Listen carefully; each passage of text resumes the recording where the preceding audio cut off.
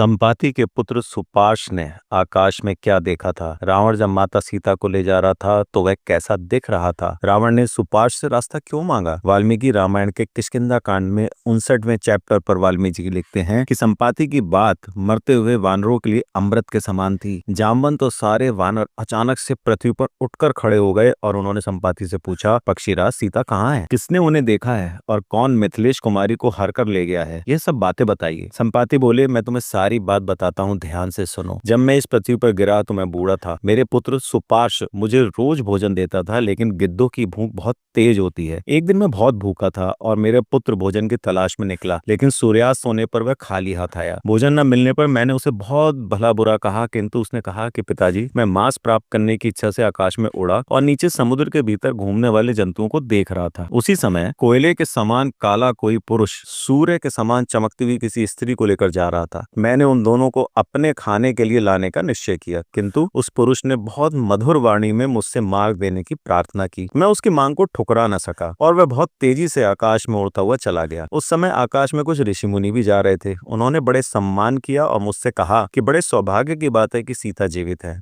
तुम्हारा कल्याण हो। और फिर बाद में उन्होंने ही बताया कि वह काला पुरुष राक्षसों का राजा रावण था। सीता दुख के कारण बहुत परेशान थी, उनके आभूषण गिर रहे थे और वे श्री राम और लक्ष्मण का नाम पुकार रही थी। मैं उनकी यह दयनीय दशा देखता रह गया, इस कारण मुझे विलंब हो गया। मैं विश्वास से कह सकता हूँ कि वह रावण ही था जो सीता को ले गया। वानरों, तुम लोगों के अंदर रावण को हराने की सामर्थ्य है, इसलिए अधिक समय बिताने की आवश्यकता नहीं है। अपनी बुद्धि के द्वारा दृढ़ निश्चित करके सीता जी के दर्शन के लिए प्रयास करो, क्योंकि तुम जैसे बुद्धिमान लोगों को कार्य पूरा करने में विलंब नहीं करना चाहिए।